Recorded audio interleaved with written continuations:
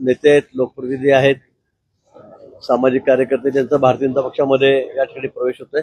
मला वाटतं या प्रवेशामुळे निश्चित आम्हाला नगरपालिका असेल, जिल्हा परिषद पंचायत समिती असेल, त्यांना एक मोठा उपयोग त्या ठिकाणी होणार आहे. आणि थोड्याच वेळामध्ये आमचे भारतीय जनता पक्षाचे अध्यक्ष रवींद्रजी चव्हाण हे त्या ठिकाणी येतील. मी सोबत त्या ठिकाणी आहे आणि आम्ही हा प्रवेश त्या ठिकाणी घेत आहोत. पण एकंदरीत जिल्ह्यातील परिस्थिती काय, कारण शिवसेना असेल किंवा अजित पवार गटाकडून स्वबळाची चाचपणी केली जाते, भाजपची काय नक्की? मी आधी सांगितलं की आम्हाला महायुतीमध्ये लढायचं आहे. आम्ही महायुतीमध्ये आहोत. आमचे माननीय मुख्यमंत्री आहेत देवेंद्रजी, रवींद्रजी, बावनकुळेजी यांनी सगळ्यांनी सांगितलेलं आहे की आम्हाला महायुतीमध्ये लढायचं आहे. वरतूनही आदेश तसाच आहे. त्यामुळे प्रयत्न आमचा तोच राहील. पण कदाचित काही ठिकाणी वादच झाले, टोकाचे असतील, जमतच नाही, तर आम्ही मैत्रीपूर्ण लढत त्या ठिकाणी करू. पण आम्ही महायुतीमध्ये लढणार आहोत. या दोन प्रवेशांनी अशी चर्चा सुरू झालेली आहे की आगामीच्या जिल्हा परिषदेच्या निवडणूक त्या ठिकाणी भाजप आता स्वबळाची चाचपणी करत आहे आणि त्याची तयारी आहे. कारण माणिकराव कोकाटे तिकडे आहे, तिकडे झिरवळ आहे, असे महाविकास आघाडीमध्ये महायुतीमध्ये नेते असताना त्यांचा प्रवेश करून घेतला जातो. त्यांनी तुमच्या उमेदवारांच्या विरोधात निवडणुका लढल्या. मला वाटतं ज्यांचा प्रवेश अशाच लोकांचा आहे की ज्यांनी आमच्या विरोधामध्ये लढलेले आहेत. हे खरं आहे ना. आमच्या लोकांना कसं काय आम्ही घेणारच्या विरोधात होते त्यांना आम्ही घेत आहोत. त्यामुळे हा विषय त्या ठिकाणी नाहीच आहे. पण इथे कुठेही आपसामध्ये आमचं भांगडी नाहीये, वाद नाही आहेत. हे उबाठामधले लोक आहेत. हे शरद पवार गटाचे असतील, काँग्रेसचे असतील, त्यांना आम्ही आमच्या पक्षामध्ये त्या ठिकाणी घेतो आहोत. आणि त्यामुळे महायुतीच बळकट होणार आहे. त्यामुळे आमच्या आपसामध्ये कुठेही वाद नाही. जिल्हा परिषदेमध्ये पण तुमच्याकडे घेण्याची जे तुमच्या विरोधात लढता आहेत, तुमच्यावर आरोप केलेले आहेत, त्यांनाच तुम्ही पक्षात स्थान देताय. मला वाटतं आपण सध्या बघतात पक्षामध्ये येणं जाणं सध्या सुरूच आहे. आरोप केला तर विरोधी पक्षात असल्यावर ते आमचं गुण गातील किंवा आमचं तारीफच करतील असं अपेक्षितही नाही ना. विरोधक कसं म्हणू, विरोधात आहे तर ते विरोधामध्ये बोलणारच आहेत. त्यांच्या पक्षाची बाजू ते सांगतील, आमच्या पक्षाच्या विरोधामध्ये ते मतं मांडतील. पण त्यांना जर असं वाटलं की आपण मुख्य प्रवाहामध्ये यावं, नरेंद्रजी मोदी आहेत पंतप्रधान आमचे, त्यांच्या नेतृत्वावर विश्वास ठेवून, देवेंद्रजीच्या नेतृत्वावर विश्वास ठेवून त्यांना जर वाटलं भाजपमध्ये आपण जावं, कारण शेवटी देशामध्ये राज्यामध्ये सर्वात मोठा पक्ष आम्ही आहोत, भाजप आहे. आणि म्हणून त्यांना असं वाटत असेल त्यांना घ्यायला मला वाटतं काही हरकत असं वाटत नाही. मुंबई क्रिकेट असोसिएशनची निवडणूक आहे, त्या निवडणुकीत आशिष शेलारांना स्थान मिळत नाही याच्यासाठी मुख्यमंत्र्यांच्या वर्षा निवासस्थानावर बिल्डिंग लावली, असं सामना छापणार. सामना काही छापेल. सामन्याला कुठे काय त्यांना कोणाला उत्तर द्यायचं नाहीये ना, आम्ही त्यांना प्रश्न विचारत नाही काय छापलं काय नाही म्हणून. त्यामुळे रोज ते काय छापतात सर्वांना माहित आहे. लोक काही फार सामनाकडे लक्ष देत नाही. आणि सामना वाचून फार वाचतात किती लोक ते बघा. अगदी मोडके तुडके बोटार मोडण्यात लोक त्या ठिकाणी तो सामना वाचतायत. आणि सामना वाचून सुद्धा आपलं मत कोणी बनवत नाही. हा सर्वात महत्वाचा भाग आहे. त्यामुळे त्यांनी काही म्हटलं, किती केवळ प्रयत्न केले आमच्याकडे भांडणं लावायचे, दुही निर्माण करायचे, तर मला वाटतं त्याचा काही उपयोग होणार नाही.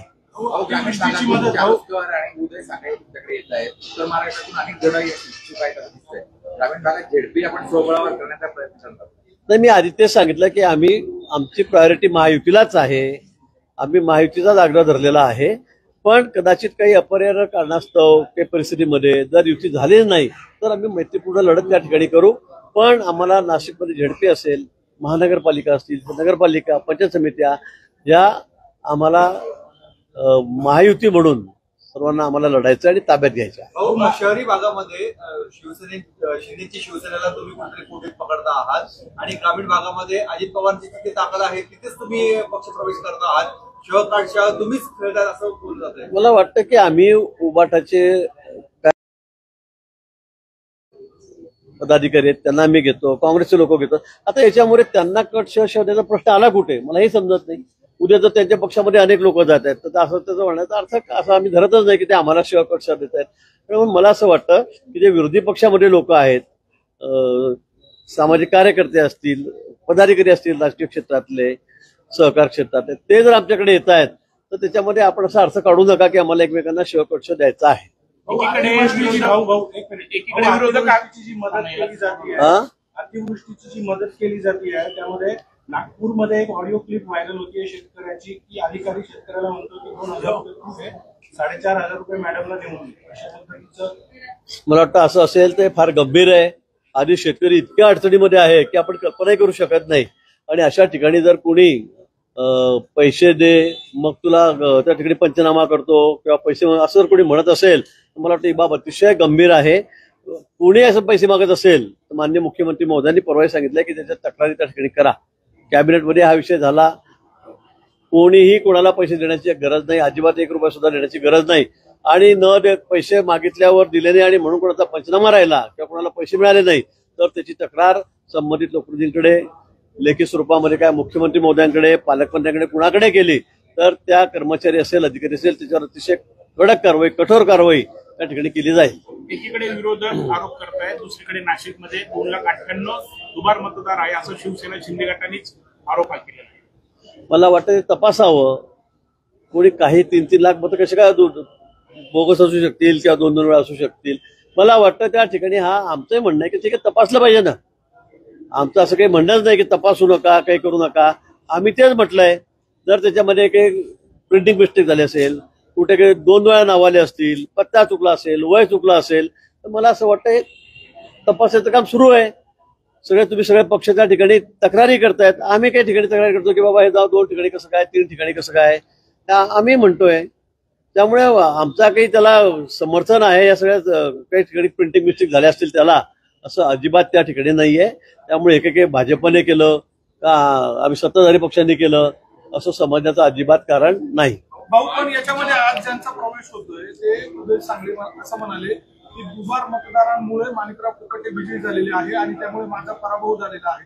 आता ज्यांना तुम्ही पक्षात घेताय तेच दुबार मतदारांचा विषय घेताय ते म्हणतात मागच्या काळात कोर्टात सुद्धा गेलो. मला वाटतं बघा आता शेवटी माणूस हारल्यावर काय काय करण्याची आपल्याला कल्पना आहे. आता उबाटाच बघा किती तोंड ढोडतंय. पवार गट आमचे किती तोंड ढोडतायत. काँग्रेस असेल म्हणजे लोकसभेच्या वेळेला तुम्हाला किती गोड वाटत होतं. मग त्यावेळेला काय ते काय यादी एकदम शुद्ध होती का. आणि विधानसभेत तुम्ही हारले तर लगेच असं म्हणजे आता मी काय बोलू मला शब्द नाही त्याच्याबद्दल बोलायला.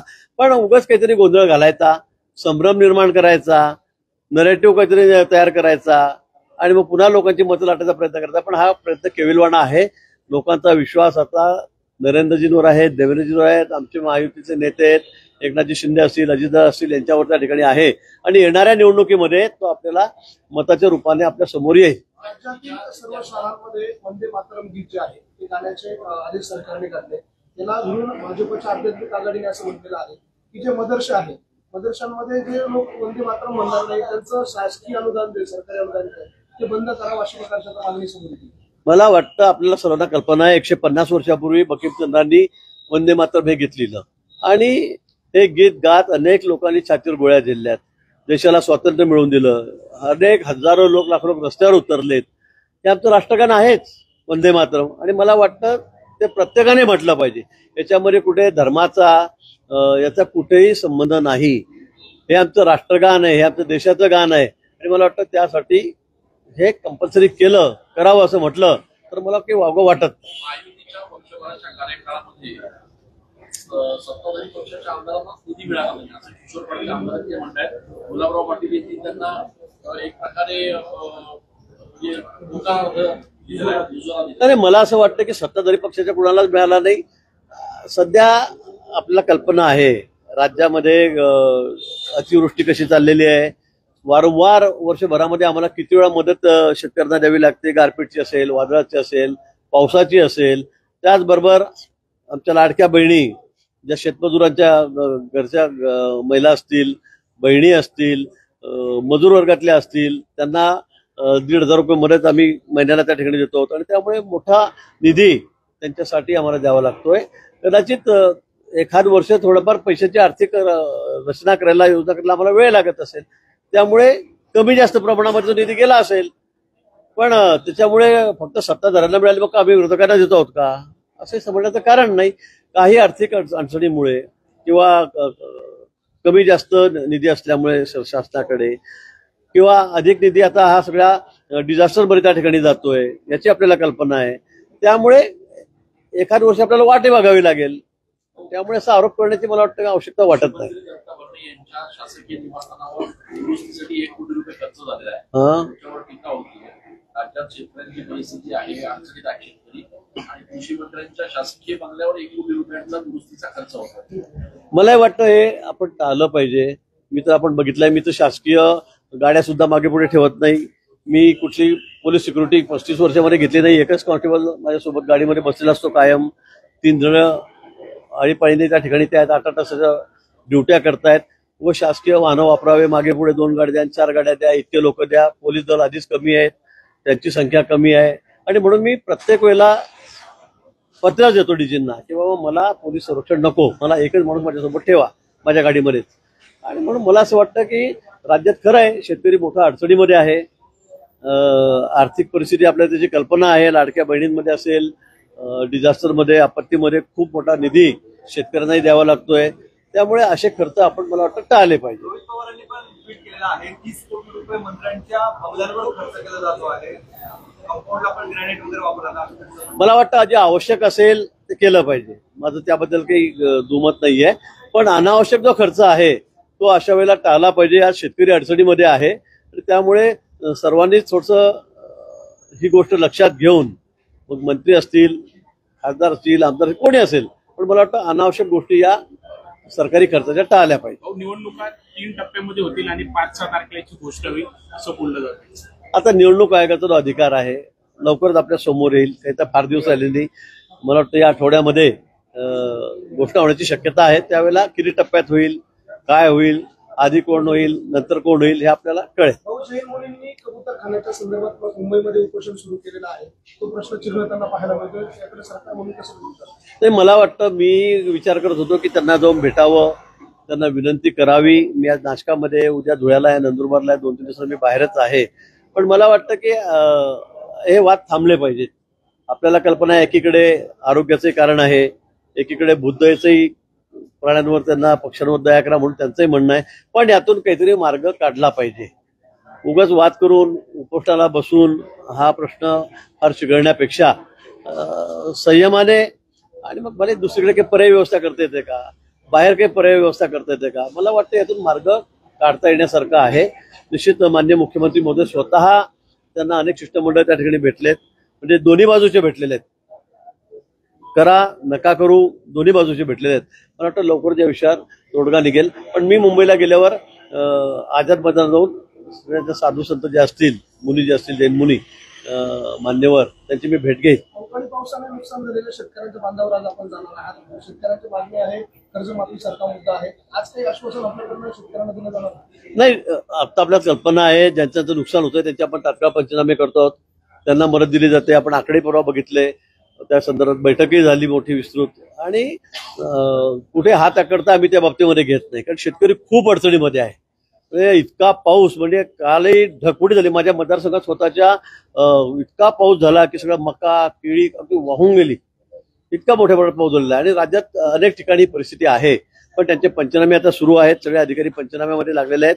म्हणजे आज पाऊस पडला की लगेच 8 दिवसांनी पुन्हा 5 दिवसांनी पुन्हा पाऊस पडतो, पुन्हा दुसरे पंचनामे करावे लागतात, पुन्हा तिसरे. त्यामुळे अधिकारी रात्रंदिवस काम करतायत.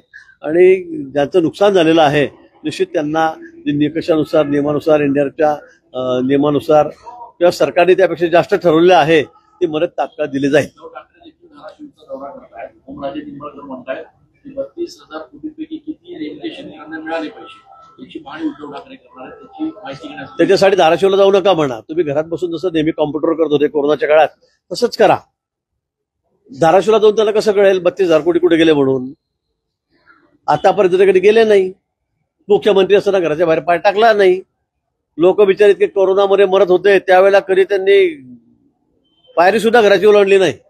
एकटेच गाडी चालवत कुठेतरी जायचे. पंढरपूरला सुद्धा गेले तर स्वतः ड्रायव्हिंग करत गेले. म्हणजे पर्यटन सारखं त्यांनी काम केलं त्यावेळेला. त्यामुळे आता तुम्ही किती लोकांना सांगितलं की मी किती कुठे गेले, काय गेले, त्यांची काळजी आमच्या मुख्यमंत्री महोदयांना, आमच्या सरकारला त्या ठिकाणी आहे. ती काळजी करू नका. शेतकऱ्याच्या अकाउंटमध्ये पैसे जात आहेत. दररोज एका दिवसात, दररोज जसे पंचनामे येतील, मागणी येईल तसे आम्ही पैसे शेतकऱ्यांना देतो. थँक्यू. नाशिक जिल्हा कायद्याचा बालेकिल्ला हा ट्रेडमार्क झाला. मागे आपण स्वतः बैठक घेऊन पोलीस आयुक्तांना या संदर्भात सूचना केल्या होत्या. आता वाहतुकीच्या संदर्भात आपल्याला देखील काही अनुभव आले. नेमक्या काय सूचना आहेत? मला वाटतं की आता नाशिक मध्ये कायदा सुव्यवस्था जसं आता सगळा कायद्याचा बालेकिल्ला नाशिक जिल्हा, पण गेल्या या दोन महिन्यामध्ये अतिशय सफाई मोहीम माननीय मुख्यमंत्री महोदयांनी सक्त सूचना या ठिकाणी दिलेल्या आहेत. माननीय आमचे सीपी आहेत, सगळे पोलीस अधिकारी आहेत, कर्मचारी आहेत, अतिशय जोमाने कामाला लागले. कारण कुंभमेळा आपल्या समोर आहे आणि अशा वेळेला नाशिक जिल्ह्यामध्ये कुठेही कायदा सुव्यवस्था ढासळतो आहे, कुठेतरी गडबड चालली असं होताच कामा नये. कारण देशातून नाही तर जगभरातून लोक या ठिकाणी येणार आहेत आणि म्हणून जे गुंड असते स्थानिक लोकल त्यांच्या बाबतीमध्ये असेल, नंतर आता रिक्षांच्या बाबतीमध्ये धडक घेतली आहे. अतिक्रमणाच्या बाबतीमध्ये आम्ही सूचना केल्यात. महापालिका असेल, पोलीस प्रशासन मिळून त्या ठिकाणी काम करतायत. हायवेला जिथे आम्ही आता 4 पटी 6 पटी 8 पटी रस्ते करतो आहोत तिथलं अतिक्रमण काढलं जात आहे. अनेक गोष्टी आहेत. द्वारका पुलाच्या कामाला आता आपण त्या ठिकाणी सुरुवात करतोय. इंदिरानगर ब्रिजचं काम आता आम्ही तिथे मोठा करतोय, दुप्पट मोठा करतोय. त्यामुळे येणाऱ्या काही दिवसामध्ये रहदारीचे जे प्रश्न आहे, वाहतुकीचे प्रश्न आहेत ते निश्चित त्या ठिकाणी सुटतील. पण त्याचबरोबर मी मागच्या आठवड्यात आलो, आताही मी आज सकाळी आलो, रस्त्यावर भटके जनावरं आहेत, बसलेले असतात. 25-25, 50-50 जनावरं त्या ठिकाणी बसलेली असतात. मग त्यात गायी पण असतील, काही दुसरेही त्या ठिकाणी प्राणी आहेत, बैल असतील, गोरे असतील. मला वाटतं यांना बाजूला करणं आवश्यक आहे, कारण ते हालतच नाही जागेवरून. एकदा ते ठाणवून रस्त्यावर बसले की लोकांना कुठल्याकडून ओढ जावं लागतं. त्यामुळे मग वेळ लागतो आणि अपघात होण्याची शक्यता असते. आणि म्हणून मी आज सूचना दिलेल्या आहेत महापालिकेलाही, पोलीस प्रशासनालाही, किंवा मग काही करून त्यांच्या मालकांना तुम्ही आज वॉर्निंग द्या. अन्यथा मग हे जनावर उचलून कुठेतरी लांब नेऊन दुसऱ्या गोशाळेमध्ये टाकून द्या, की त्यांना मग मालकांना ते कधी परत भेटणार नाही. आपली जबाबदारी आहे. गाई संध्याकाळी दूध काढायला घरी बोलवायच्या आणि मग दूध काढलं की जा कुठे गावामध्ये काही खात्रा, तर हे काही योग्य नाहीये. आणि म्हणून आज त्यांनाही त्या संदर्भामध्ये मी पोलीस अधिकाऱ्यांशी बोललेलो आहे, सीपींशी बोललोय, मनपा आयुक्तांशी त्या ठिकाणी बोललेलो आहे. लवकर आपण प्रश्न मार्गी लावू. अतिक्रमणाच्या बाबतीमध्ये अतिशय चांगलं काम चाललेलं आहे, समाधानकारक महापालिका त्या ठिकाणी करते. त्याचबरोबर खड्डे बुजवायचं काम तुम्ही बघतात, आम्ही सांगितल्याप्रमाणे. पण आता पाऊसच थांबत नाहीये, तरी सुद्धा 80-90% ठिकाणी रस्त्यांवरचे खड्डे बुजले गेलेले आहेत. आता त्याचबरोबर नवीन टेंडर निघालेले आता 1200 कोटीचे. आता ते काम त्या ठिकाणी सुरू होईल 2-3 दिवसामध्ये. त्याचे वर्क ऑर्डर होतील, बरोबर 4-5 दिवस लागतील. पण या वर्क ऑर्डर होऊन तात्काळ रस्त्याच्या कामाला सुरुवात होईल. बऱ्याच ठिकाणी व्हाईट टॉपिंग आहे, सिमेंटचे रस्ते आहेत, ते या ठिकाणी पूर्ण झाले. मला वाटतं नाशिककरांना नंतर खड्ड्यांचा त्रास कधी होणार नाही. आम्ही सर्वतोपरी काळजी, नुसती कुंभमेळ्यापुरती म्हणजे तेवढ्या वेळेपुरती नाही, तात्पुरती नाही, तर आपण कायम स्वरूपी या ठिकाणचे रस्ते कसे चांगले राहतील यासाठी रस्ते सिमेंटचे, व्हाईट टॉपिंगच्या ठिकाणी करणार आहोत. लोकप्रतिनिधी आणि पोलीस यांचे संबंध असल्याचं सांगून फसवणूक करण्याचा प्रकार नाशिकमध्ये चर्चेत आहे. काही महिलांची देखील नाशिक पोलिसांनी चौकशी केली आहे. या निमित्तानं आपलं काय आव्हान असेल? तक्रारी वगैरे अनेक लोकप्रतिनिधींच्या संदर्भामध्ये मला वाटतं या संदर्भामध्ये आम्ही सांगितलेलं आहे. मी पहिल्यांदा सांगितलं, मला 2 महिन्यापूर्वी ज्या वेळेला या सगळ्या ऑपरेशन सुरुवात झाली, माननीय मुख्यमंत्री महोदयांनी सांगितलेलं आहे, सीपी सुद्धा बोलतायत, पोलीस अधिकारी बोलतायत की कोणाची काही तक्रार असेल तर ती आम्हाला सांगा. काही तक्रार असेल, कोण फसवणूक करतंय, कोणाला सांगतो मी जवळचा आहे, मी दूरचा आहे, मला वाटतं डायरेक्ट तुम्ही सीपी ऑफिसला जाऊन भेटा. आम्ही तुम्हाला काही वारंवार उपलब्ध होणार नाही. पण आपण जर त्या ठिकाणी गेलात, लोकप्रतिनिधी या ठिकाणी त्यांना जाऊन भेटलात, तर निश्चित त्या गोष्टीचा सोक्षमोक्ष त्या ठिकाणी होईल. मी मागे सांगितलं की अनेक लोक आहेत, नुसते गुंड नाही, नशा करणारे नाहीत, रात्री हायदोस घालणारे नाहीत, तर त्याचबरोबर भूमाफिया सुद्धा. कोणाचे प्लॉटवर जाऊन बोर्ड लावायचं, कोणाचे जाऊन कंपाऊंड करून घ्यायचं, कुठे जाऊन टपरी लावून द्यायची, हे सगळं चाललेलं आहे. म्हणून मला वाटतं की सामान्य माणूस आहे, गरीब माणूस आहे, गरीब शेतकरी आहे, अनेक वर्षांच्या जमिनी त्याच्याकडे आहेत वडलोपार्जित, पण त्या जर अशा पद्धतीने कोणी बळकावण्याचा प्रयत्न करत असेल तर सर्वात आधी त्याला आम्ही पाहू. त्याची हयगय कुठेही केली जाणार नाही, कुठेच त्या ठिकाणी करणार नाही. या व्यतिरिक्त सुद्धा काही तक्रारी असतील, आपण पोलिसांकडे जा, तुम्हाला निश्चित या ठिकाणी न्याय मिळेल. तिथेही नाही मिळाला तर तुम्ही आम्हाला येऊन सांगा, आम्ही त्या गोष्टीची दखल घेऊ. माननीय मुख्यमंत्री महोदयांनी त्या संदर्भामध्ये कडक सूचना प्रशासनाला या ठिकाणी दिलेल्या आहेत. त्याचबरोबर काही 10% व्याज, 15% व्याज हा एक नवीन धंदा निघालेला आहे. आम्ही आता आमच्या लक्षात आलं की बाबा 1 लाख रुपये द्यायचे, दर महिन्याला 10,000 रुपये घ्यायचे, 15,000 रुपये घ्यायचे, 6 महिन्यामध्ये दुप्पट, 1 लाखाचे 2 लाख, 10 लाखाचे 20 लाख. मला वाटतं हे सुद्धा अन्यायकारक आहे. म्हणजे अगदी लोकांना लुटण्याचा कार्यक्रम चाललेला आहे. काही लोकांना काल परवा धरलेला आहे. आणि या संदर्भामध्ये असे सावकार, जे सावकार कम भाई कम सावकार असे मोठे आहेत, 10-20 तशा आपले बगलबच्चे बाळगून आडवे तुडवे उभे मोठे मोठे हत्तीसारखे, मग त्यांना वसुली द्यायची, लोकांकडे जाऊन त्यांच्या घरी महिलांना पोरींना काही बोलायचं, घाणेरडं बोलायचं, हे प्रकारही त्या ठिकाणी मागच्या काळी तर होते, अजूनही सुरू आहेत. मला वाटतं त्या संदर्भामध्ये सुद्धा अतिशय कठोर कारवाई. कोणी फक्त तक्रार करा आमच्याकडे की हा 10% 15% व्याज घेतोय, 5% व्याज घेतोय, निश्चित त्याच्यावर कारवाई, अतिशय कडक कारवाई केली जाईल. नाशिकची बीडी वालेकर जी शाळा आहे ती पाडून त्या ठिकाणी मराठी शाळा आहे ती पाडायची आणि त्या ठिकाणी महापालिकेने कुंभमेळ्यासाठी गेस्ट हाऊस बांधण्याचा निर्णय घेतलाय. मात्र त्याला स्थानिकांचा विरोध होतोय. मराठी शाळा पाडू नका असं त्यांचं म्हणणं आहे आणि ती त्या भागातल्या झोपडपट्टी असतील, गोरगरिबांच्या मुलांची शाळा आहे ती सुधारावी अशी मागणी आहे, पाडू नका असं म्हणतात. नाही, या संदर्भात आपणच मला सांगतायत. मी कमिशनर आमची आता बैठक होईल थोड्या वेळामध्ये, मी त्यांनाही बोलवलेलं आहे. मी त्यांच्याशी या बाबतीवर चर्चा करेल. मला खरं या बाबतीमध्ये काही माहित नाही, पण असं तिथं मुलं शिकत असतील, त्यांची जर गैरसोय होणार असेल तशी त्या बाबतीत आपण त्याची काळजी घेऊ. ती शाळा पडणार नाही. खरंच आवश्यकता असेल तर आपण त्या ठिकाणी असं कुठेही रेस्टॉरंट बांधण्याचा आपला जो काही असं त्याचं ठरलं असेल तर त्यावर आपण काहीतरी दुसरा मार्ग काढतो. त्र्यंबकेश्वरच्या रस्त्यावर शेतकऱ्यांचाही प्रश्न आहे की मध्यंतरी भेटले शिष्टमंडळ येऊन गेले, त्याच्यावर थोडं काढण्यात जाणार. मी आज सकाळी जाणार होतो पण थोडा उशीर झाला, त्यामुळे पण मी दुपारी 4 वाजेनंतर जसा सिन्नरचा आणि दिंडोरीचा कार्यक्रम झाला की मी त्यांनाही भेटायला जाणार आहे. त्यांच्या प्रश्नाचे समोपचाराने आपण त्या ठिकाणी मिटू.